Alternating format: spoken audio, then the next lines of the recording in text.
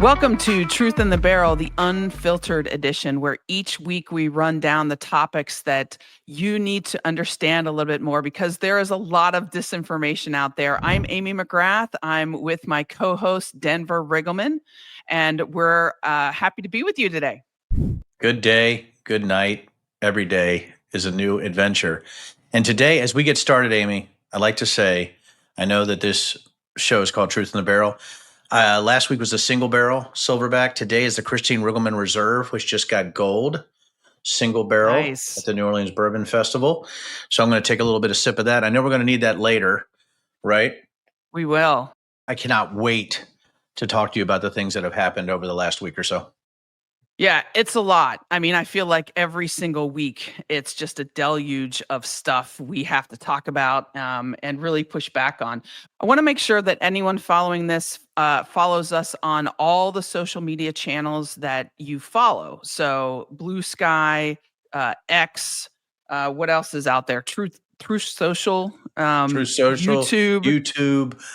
Gosh, we're everywhere. We're like a conglomerate of awesomeness that is spreading over the entire globe. That's why I love this. We're the Gotta ones. follow us and tell all your friends and family about this this show because we're going to be talking about all of the things that happen and we're going to be distilling them down to the actual truth. That's what this is Absolutely. about. All right, so let's get started. So last week, and here's the thing: this happens quite a bit, where you're driving down the road and you see somebody's bumper sticker and it says, "I love the Constitution," or "I follow the Constitution." And quite often you meet these people and they have actually never read the Constitution. And so we have, a member of Congress last week at a town hall in Indianapolis, Indiana. She was asked, this is a Republican member of Congress, okay? She was asked about the deportation of migrants from this country to Right. prisons in El Salvador. And she basically said, "Hey, those people don't get due process." And here's the direct quote: "If you violated the law, you are not entitled to due process." And I can't tell you how many people actually believe that.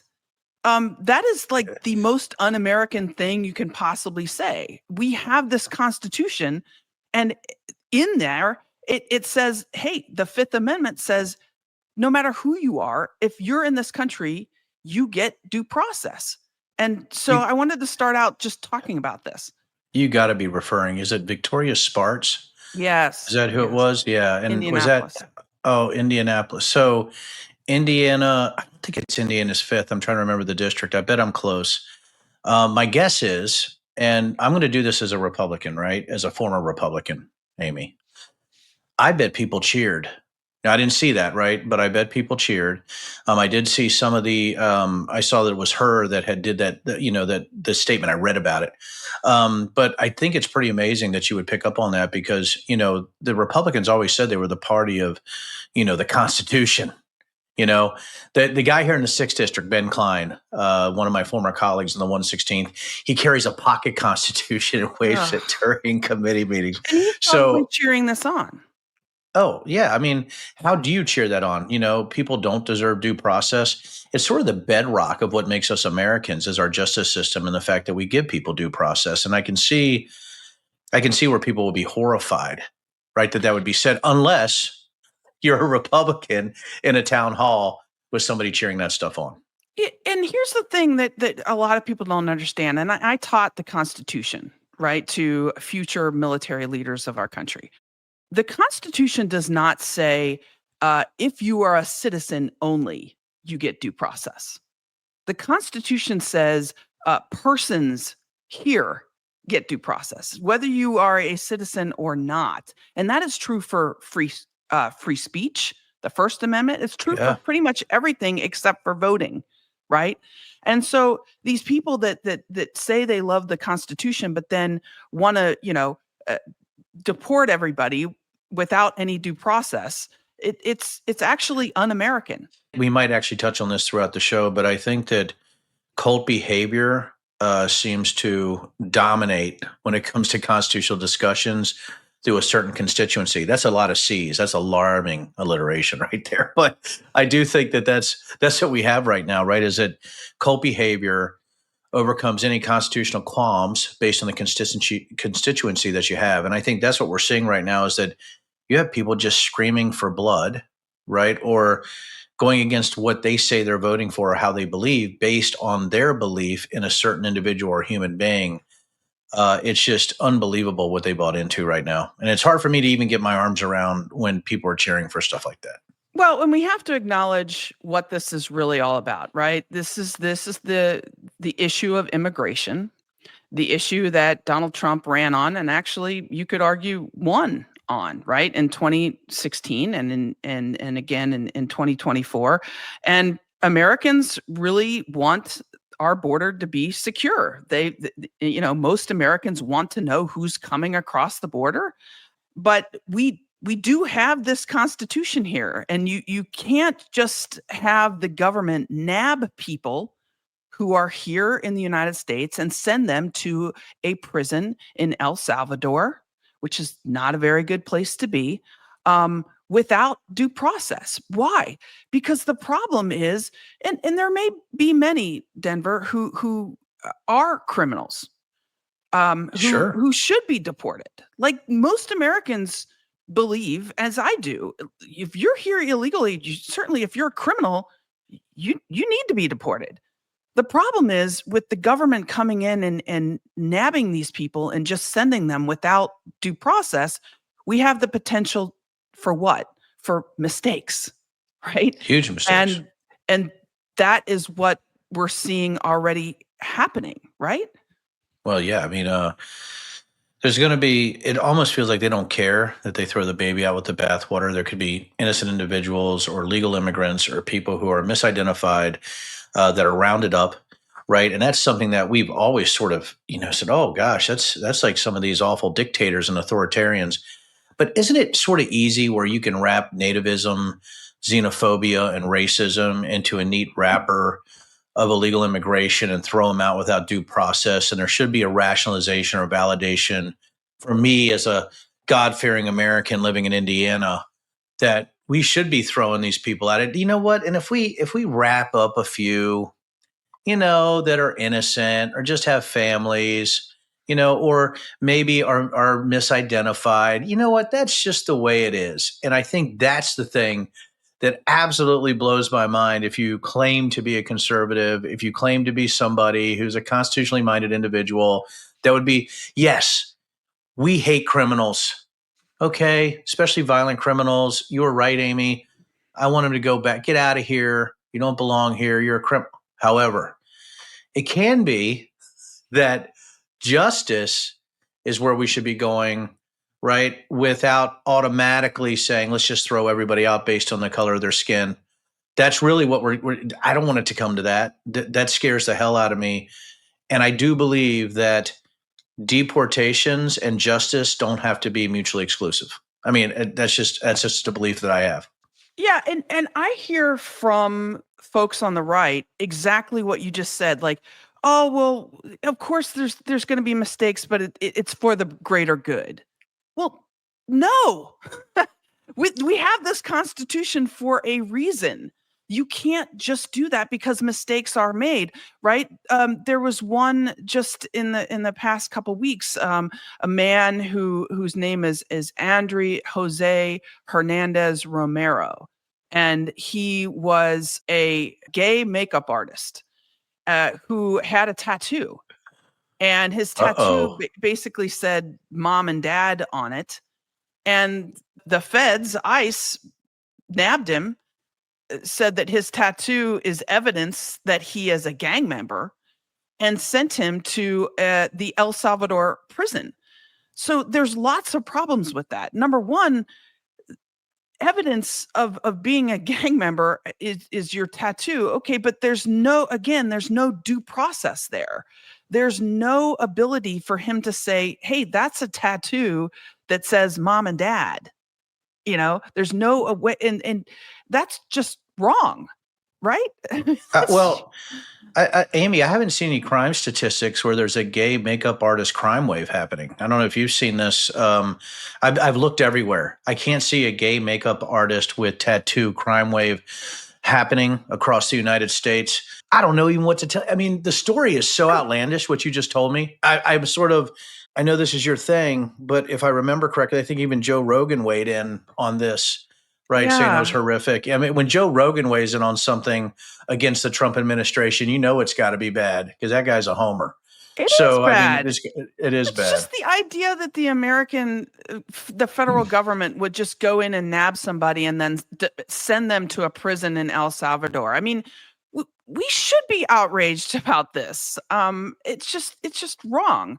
But It is just wrong. the broader topic here of immigration isn't going away, and we need serious people in government to actually tackle this problem, right? And I know that the Trump administration has cracked down on border crossings, and a lot of Americans want that. And I think most Americans want the border to be secure, but it is going to take more than just cracking down at the border to fix the problems that we have with immigration, right?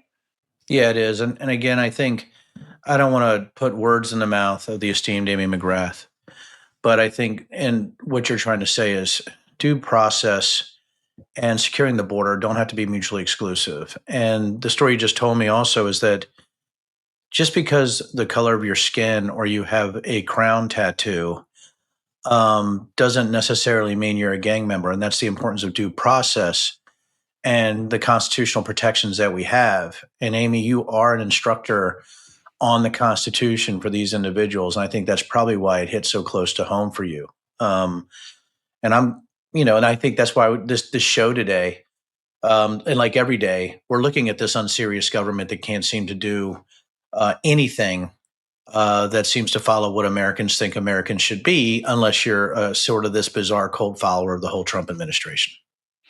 Yeah, and it's not just the Fifth Amendment of due process that these people who say they love the Constitution, who are the Trump mega following. It's now also the First Amendment, because they're going after people who are in this country who are here as students and saying that they can't write op-eds. We're going to deport you now.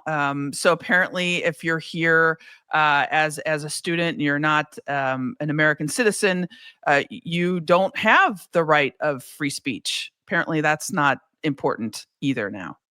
I guess over the last 10 years, I think there's a permission structure for people on the right to allow these type of awful feelings to come out and then try to rationalize it or validate it through arguments that don't make sense in a lawful or constitutional way.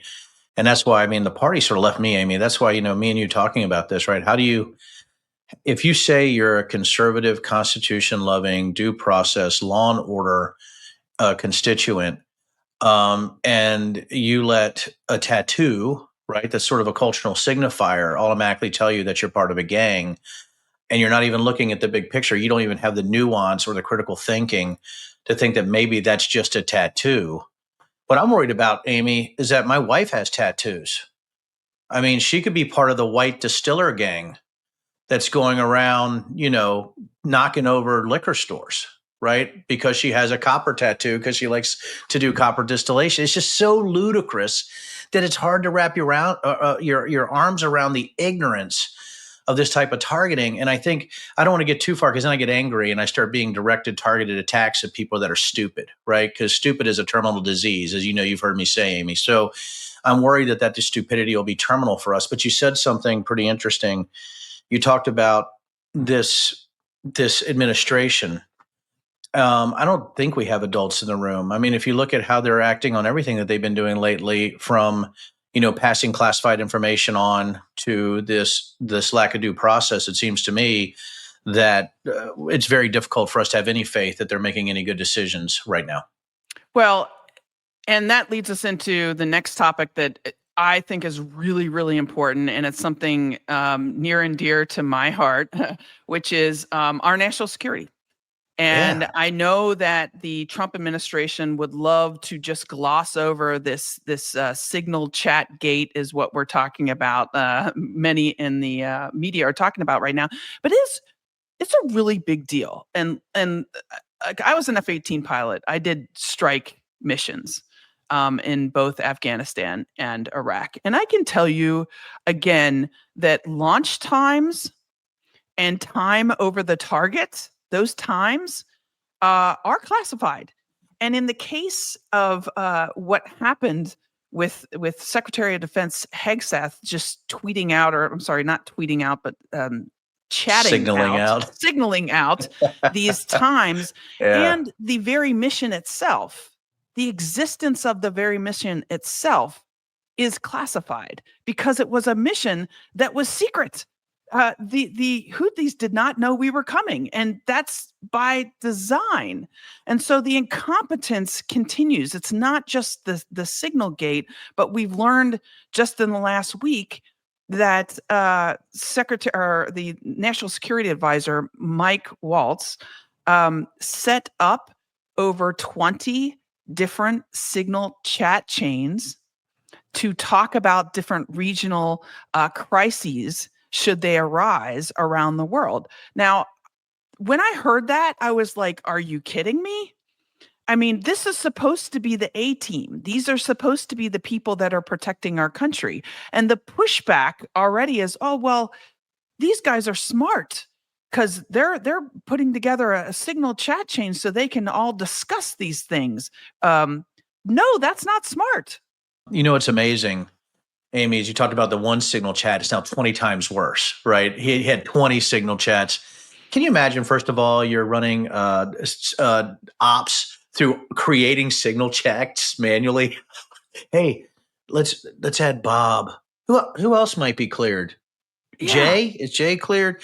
You know, the other thing too is it's better that he was also doing official business over Gmail, the very classified and secure Gmail account, Yeah. not a government account with a .gov, and you know what I'm talking about, or a .ic.gov, right? Or any of our stuff, right? Our SIPR accounts, or our JWIX accounts, or our NSA Net accounts, or any of our specialty accounts. You know, when we were doing liaison work with SOCOM and things like that, it's amazing to me that not only is he setting up random signal chats, but he's doing official business over Gmail. I wonder if there's a training issue for security, Yeah. you know, in the NSC, right? You know, or Denver, with what was what was the training guy we all had to do in the military where we had to go through the oh, annual, the training and annual make sure you security don't training. yeah, Oh make my sure you don't God. put the stick inside inside the computer on the side. Remember that from 10, Yeah, 15 years ago? They need to sure go through do. that training. But in all honesty, though, it is really serious. Number one, this is not secure. And that means that all these signal chat chains that they had in these 20 different regions, all that they were discussing, guess what? The Chinese can easily read it. The Russians, our enemies, can read it. And so that's number one. And number two, as you pointed out, it's not preservable. So these chats, look, when you're talking national security and you're making decisions, you're supposed to be able to preserve those communications so that the American people know how those decisions were made. That's really important. And by the way, it's like that's the law. Well, it's contradictory to the Federal Records Act, Mhm. right? And even if me and you had an accidental disclosure and we were using the wrong comms path, we're also subject to the Espionage Act. So now you have two things going on here, right? You have the Federal Records Act and the Espionage Act that both can commingle, right? They can cross, those streams can cross based on if you're using a wrong comms channel or unauthorized channel. And then you're, oh, it was an accident. I didn't mean to leak time over target. I'm sorry. You know, oh, okay, bullshit. You're using an unauthorized channel. You already have issues with the Espionage Act and the Federal Records Act. The Federal Records Act is that you can't store any of this data, as you're talking about, right, Amy? And that's the thing that gets me is that there's no way to look at even doing, as we know, a post-mission debrief, Right. right? You can't even look at the mistakes that you might have made based on the data. Not to mention that the taxpayers are paying for this, and there should be records that are kept based on official government business. The other thing, too, when you're looking at this, is there's so much arrogance, and there's arrogance through ignorance. Yeah. And that's the thing that gets me too, is that people are trying to defend this. There is no defense. There's no legal defense. There's no moral defense. There's no ethical defense. The only defense is just deal with it because that's who we are. And that's the thing. Again, I know this all wraps back into rule of law, constitutionality, and what we think as public servants. But how in the hell do you rationalize this? You can't rationalize You it. can't. And Well, two points that I think people have to understand, who aren't in government and who haven't been in government and dealing and had to preserve classified information. The first point is that we make it cumbersome for a reason to deal in classified circles. We make it hard. Why? Why do we make it hard? We make it hard so that if there's a spillage or a leak, we can figure out where it came from. And you yeah, brought up a really important point of the arrogance. I think, I know this show is based on fact, but my theory on this is that if you look at the people on this chat chain, most of them have not been in the executive branch in government. They've been in Congress. I'm sorry, but that's different. it is. And they have this arrogance of, oh, we're smarter than everybody who has had a career in this stuff. And so while they're telling us they have to, we have to go through these cumbersome measures of going through classified channels to talk about these things, we're smarter than them. We're just going to set up a Signal chat chain. And they probably had some civil servant who said, hey, Mr. Secretary, that's probably not a good idea. And he probably said, oh, I'm smarter than you. I'm going to do it my way. Shut up, Lucy. Yeah, that's number one. I mean, we make it cumbersome for a reason so that our enemies cannot hear us, and so that if there's a leak, we can figure out where it's coming from. And number two, just in January, you had a Department of Homeland Security official, longtime civil servant, who made a mistake.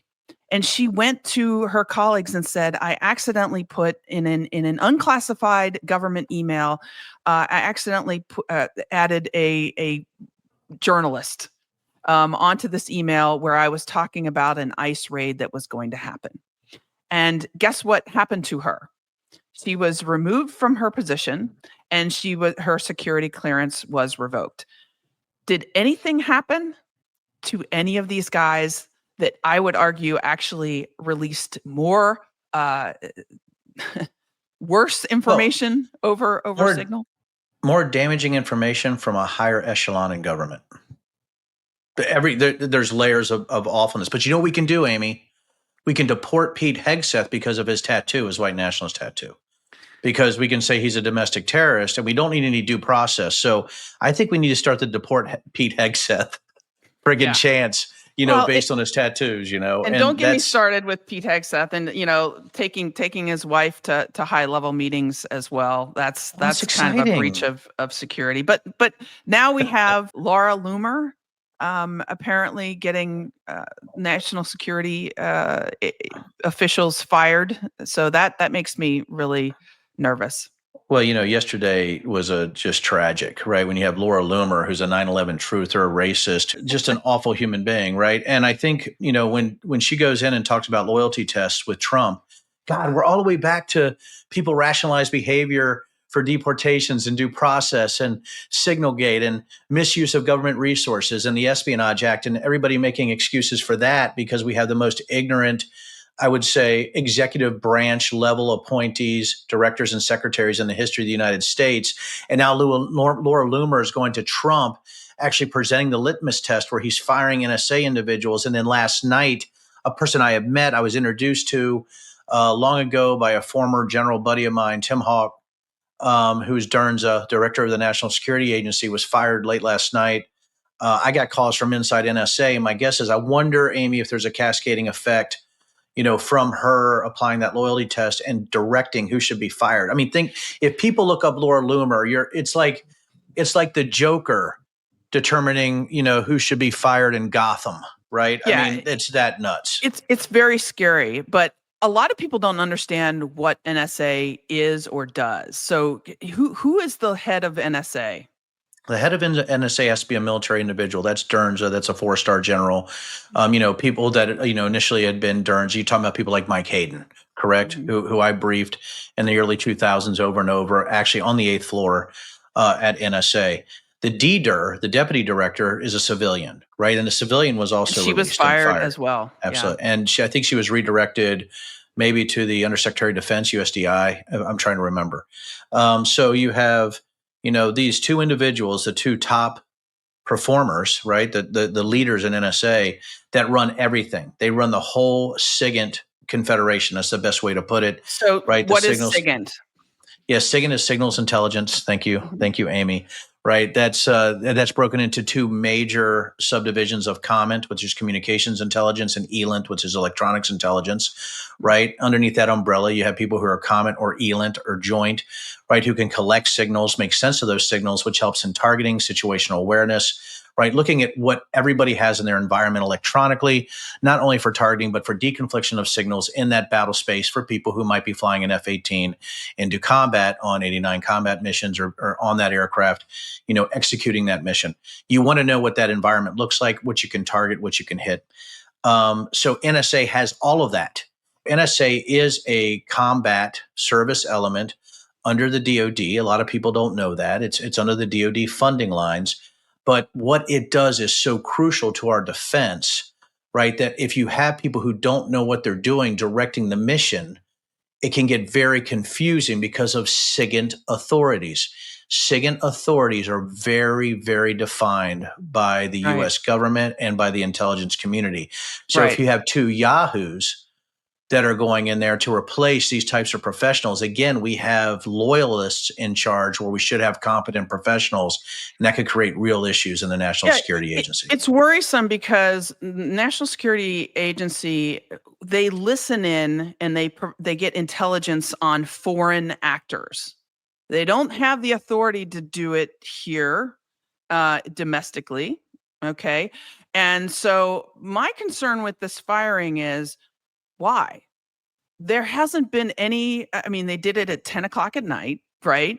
And there hasn't been any reasoning for that. I mean, was this general like too woke? Them? Maybe they were upset that he had No. a woman deputy because they don't like women in high positions in the national security arena, except for Tulsi, I guess. But I'm a little worried about this. This seems like a really big deal. Well, Tim Hawk would never sign a loyalty pledge, number one. He wouldn't do that as a military member or public servant. Number two, my guess is he has some of the same attributes as General Milley, where he's very honest and blunt about what's happening. And also, I would say, what if NSA, and the thing about conjecture and theoreticals and hypotheticals is you don't want it to go out there, but if NSA was aware of SignalGate without it being released by Jeff Goldberg, was that actually identified? Ooh, that causes issues. The other thing too, what if he refused to do a specific mission criteria that didn't match his signals intelligence Right. directives? Right. There's that too, right? So you have this effect like why? Or was it simply this? Was it simply that there was somebody who was in Trump's ear saying you need to go with this guy because he's just simply not that guy? Because he's not a Trump guy. Biden put him in there. So he's got, and listen, you're talking about conspiracy theorists. You're talking about fantasists. You're talking about people who probably believe that Lord of the Rings is a documentary, right? These are the people that are making decisions in the United States government complex, Amy. And I think all of those things could be possible, but it's usually Occam's razor. I think the probable and the reason they pushed him out of there, he's a Biden appointee and he refused to profess loyalty to Trump. I think it's probably that simple. And I know Tim, and he's probably like, I'm just not doing that. And probably the writing has been on the wall for a week. We just didn't know about it. And they pulled the trigger last night and got him on a plane and sent him back to DC. Yeah, and people need to know this is unprecedented. I mean, to come into office, fire the chairman of the Joint Chiefs of Staff, fire all these, the chief of naval operations, now fire the head of NSA for really no reason. Done. It's we got to watch this. But It's a purge. something else happened last week that I think maybe was glossed over in the media, but I think it's really kind of scary and important as well. a Republican representative from Texas on the House floor quoted one of Hitler's best friends, Joseph Goebbels. Yeah. Joseph Goebbels was the lead Nazi propagandist, okay, back in the 1930s and 1940s. And the Republican member of Congress was having a back and forth with Biden's chief disinformation officer. It was a hearing, and he was arguing with her. And he said, and I quote, and this is the quote from Joseph Goebbels. He said, "It is the absolute right of the state to supervise the formation of public opinion. And I think that may be what we're discussing here." And of course, he said this. Another representative, Democrat from Texas, pointed out that, hey, that's like Hitler's best friend. Maybe you shouldn't be quoting Hitler's best friend. And he got very defensive. And he came back and said, hey, and this is what he said, probably best not to throw stones when your party supported funneling millions of dollars through Biden's State Department to shape public opinion. Yeah, he's talking about Nina Jankowicz's Digital Governance Board, if you remember that, right? Which the DGB probably isn't the best frickin' name for I would say, an entity that goes after disinformation. I actually, when it happened, I'm like, that's not going to last. However, that's not what it was at all. And, when you're talking about Self, right? We're talking about Congressman Self, not the brightest bulb at the Home Depot, Amy, right? But it's and somebody who's using Goebbels, right, as a quote to go after the Biden administration is actually a Goebbels technique, and that technique is to accuse that which you're guilty to create confusion. So now you have a guy using a Goebbels quote trying to apply that to the Democrats when we know, right, that this tamping down of free speech in our government spaces based on the firings, hirings, all based on loyalty, based on what people are going and the attack that we're having on the First Amendment right now from the right, and that you're allowed to be fantastical and go into disinformation and spread conspiracy theories. That's the First Amendment. That's great. But you have a guy actually quoting Goebbels against the Democrats when they're doing the very thing he's accusing them of, and he's using a Goebbels technique to quote Goebbels to go after that. It seems like the whole party is the pointing Spider-Man meme, right? And so it's like and then projection. That's really it's actually projection. Well, every accusation is a confession, right? I really want the truth on this, though. So here, when his team was the media reached out and to his team, to his staff, and said, what is this all about? And the staff, of course, doubled down. The communications director said in a statement, what he was talking about is this: it is, quote, indisputable that the Biden administration weaponized its State Department to censor and suppress American citizens from their right of free speech. What are they talking about, Denver? Because the State Department deals with foreign countries, not here in the United States. The State Department doesn't do anything with free speech or any speech here in the United States unless you're like talking about your passport. So there's multiple stupids here. First of all, you're exactly right about the State Department. The other thing people forget, I know it's just incredible memory of mine. It's that Air Force IQ I have. But I think that people forget the Global Engagement Center was shut down by the Trump administration. The GEC was the one who's supposed to identify and suppress foreign disinformation that could go after our elections and things like that. They also cut people out of CISA, if you remember that, right? Mm-hmm. The Cybersecurity and Information Security Agency. So underneath of DHS. So what they're doing, what he's talking about is multiple layers of stupids. First of all, yes, the State Department doesn't do that, but the State Department was closed down for doing that by the Trump administration.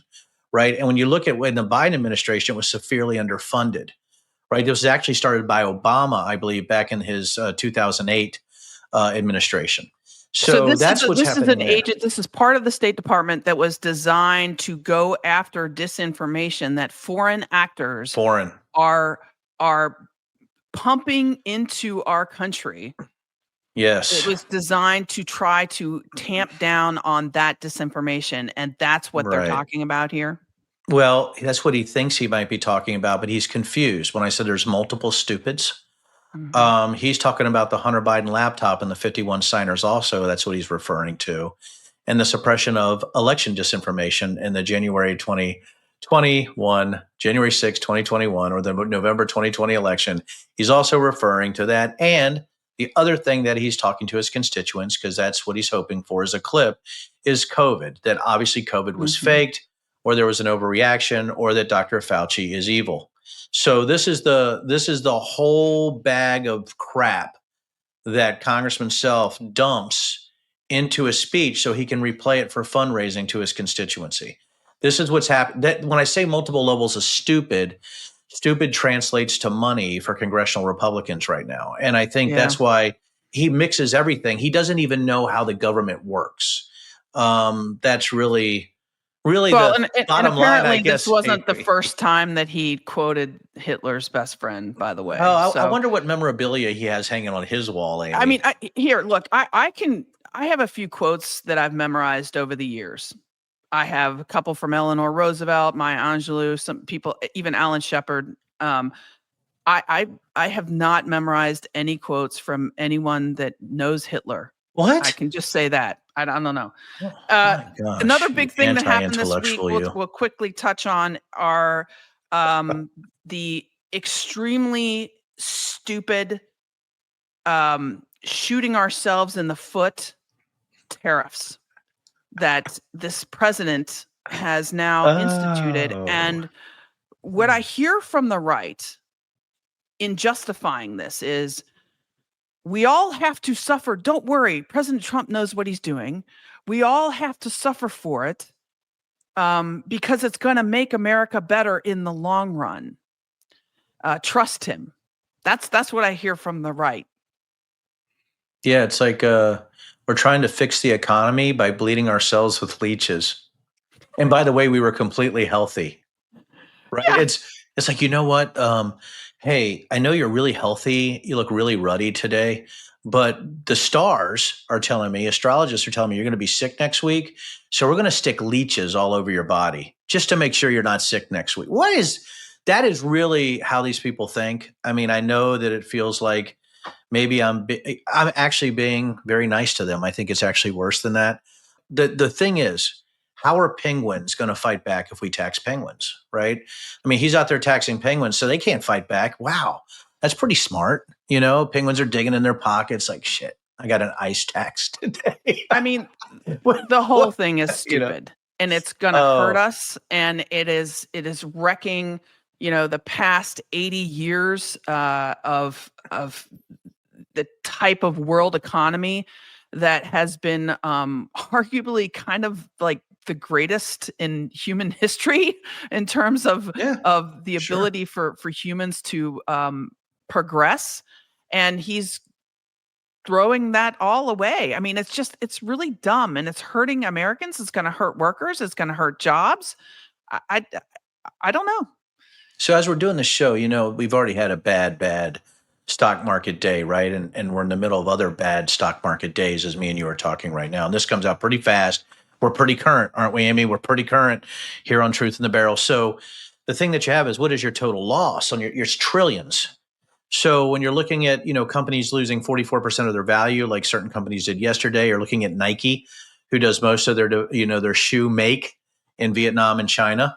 And Nike's like, well, how do we actually even have a profit now? What do we do? They just won't sell shoes in the US or they'll just be really expensive. Everything about this is so ridiculous. And I had somebody the other day go, well, Denver, this needed to happen, this correction, like you said, Amy. I said, well, this really needed to happen. Okay. So what is the plan? What's the plan? Well, we're going to make more stuff. Who's going to make more stuff? What? Are you going to make the eyeballs and the Barbie dolls? Are, Yeah. are you what stuff are you talking about? What are we going to make more of? Well, cars. Well, look at what Ford did. Ford came out and said, we're selling cars at our employee pricing. Well, that's because they're in a glut. They're trying to get rid of their 2024 models and they're already saying that their prices are going to go through the roof. So they're hoping they can dump their inventory to absorb the shitstorm that's about to hit them on tariffs, because they get a lot of their parts from frickin' Mexico and other countries. So give me a break. And then that's what everybody comes out, the Trump cultists come out with their MAGA hats and their T-shirts that, has this homoerotic Rambo body with Trump's, face on it. And they're out there going, yay, we're going to make more cars. No, you're not. That's not how it works. It's You've not. never worked a supply chain job in your life. You don't know how things work. What's really going to happen is this massive, colossal collapse until we can somehow scramble together, us coming back up, while we're ruining our decades-long relationships in trade. And lastly, I thought Republicans for free trade. Instead of Back free in the trade, day, we're taxing Republicans penguins. used to be. It's just unbelievable. And I think that's why I know that we're supposed to sometimes do things based on how we want to do things on this show, but I'm going to jump to something right now. Can we start with a cheers to the 4 whole Republicans who actually voted to say those tariffs were bullshit? Can we just, Yeah. I know we're do talking that. about it right now. So I know that, I think cheers to that. Cheers to that. I mean, I'm to a point, Amy, that I jumped on our cheers here, but it was so perfect, right? No, it was. That we could do that. Because the truth is there were a few victories, a few things that we should celebrate from the past week. Still some good news out there. And that was one of them. Here's another one. Well, Florida Republicans, they won these 2 special elections, right? That's not good. But you know what? They didn't win them by the same margins that they won in 2024. And in fact, those 2 districts were moved quite a bit. And that was because of the hard work of the 2 candidates in those districts. In fact, one of them, Gay Vallimont in Florida, won, which is a super huge ruby red district. I mean, this is the panhandle of Florida. That's Gates. That's Gates's old district, isn't it? Gates' Amy? district. Yes, she flipped Escambia County, Escambia County is the furthest west county in Florida. It has Pensacola. It's where I used to live when I went through flight school. I went down there to do a town hall with Gay, and she flipped Escambia County blue. Hasn't been blue since 1992. Now, she didn't win the overall district, but flipping that county, I think is a really good indicator. Maybe a bellwether. Of and also what people need to know about that county, hugely military, lot of veterans. Yeah, and so absolutely. these Eglin Air cuts to Force the Base is VA, down there, right? Eglin is a little bit further east, but Sure, Pensacola is in Escambia County. Pensacola. and that's a big deal. That's a big deal. Cheers to that, then. Cheers. My God, cheers. God, What else? This might be the part of the show we keep going crazy. Well, you know what? Cheers to that. I got to take a drink, though, with the cheers, or it's bad luck. That's delicious. I think there's cheers to Susan Crawford, the judge who won in Wisconsin over Mr. Schmiel. I think, is that how you pronounce his name, Amy? And the fact that Elon Musk spent $25 million and just blew that money out because Susan Crawford crushed that guy. So I think we have to have a cheers. You have to have cheers for that. For our good friend, Susan Crawford. And by the way, I want to ask a question. It's a serious one, Amy. Was his name Shamil? I don't even know. Shamil? It sounds to me like something that happens when you get sick. I mean, is there I just had a Shamil. Ooh, man. Yeah, a bad one. Now I got to go change my pants, Oh, boy. It's one of those. So you already talked about the Senate. I talked about that. Yeah, I talked about the Senate. Tariffs. Yeah, absolutely. My 2 senators in Kentucky, who I almost never, ever agree with, actually voted against the tariffs. Of course, the House isn't going to do anything. So no.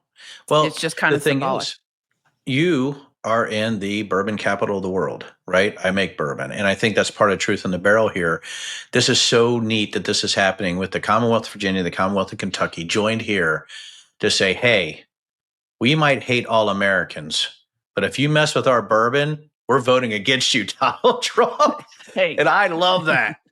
That is bourbon is one of the most important things here. But also, I tell you what, bourbon is cheers truth, as baby. well to New Jersey Senator Cory Booker. All right. Oh yeah. Cheers to him, because he, being a former football player, being somebody who loves this country, he had the longest speech on the Senate floor, beating out in history, beating out the racist Strom Thurmond, who was against the civil rights in the 1950s. That's right. Cory Booker took to the floor to rally not just Democrats, but I think all Americans.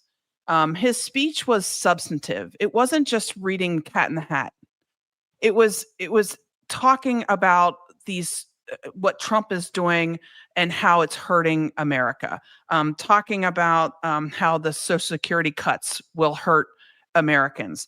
Talking about Trump's, trying to go after healthcare.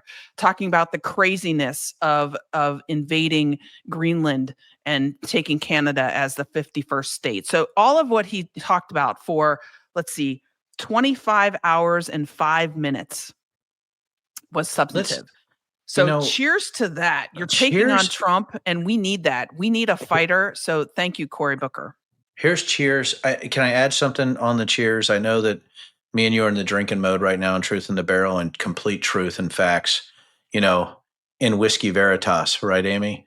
But how about an African-American man pushing against an administration that pardoned white nationalists from January 6th and destroyed the filibuster record of a racist senator who actually filibustered against the Civil Rights Act? I would hope that the media can revisit that.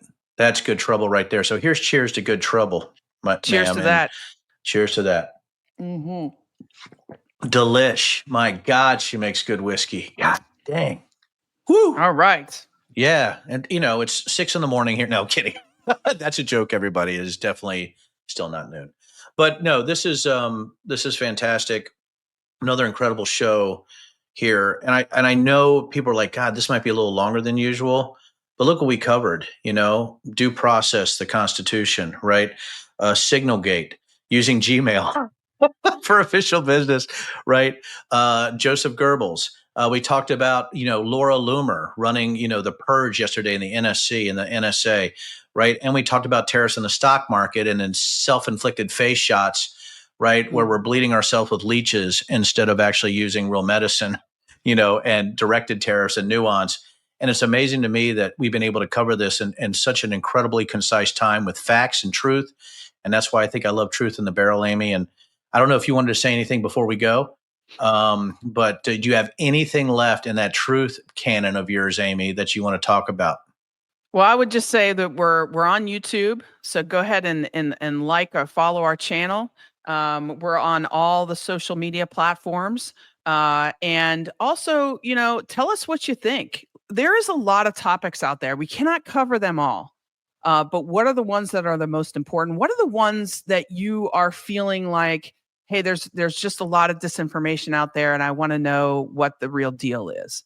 So send that to us, and in future shows, we're going to tackle it all. I tell you that. And if you're not subscribing to the pod of your choice for Truth in the Barrel, or you're not subscribing on YouTube, I'm not saying you're a loser, but I'm saying you need to educate yourself on who the cool cats are. And the cool cats are on Truth in the Barrel. So I hope you join us next time. Thanks from me and Amy McGrath. Have a great day. Drink responsibly, but also value truth over idiots. Cheers. All right.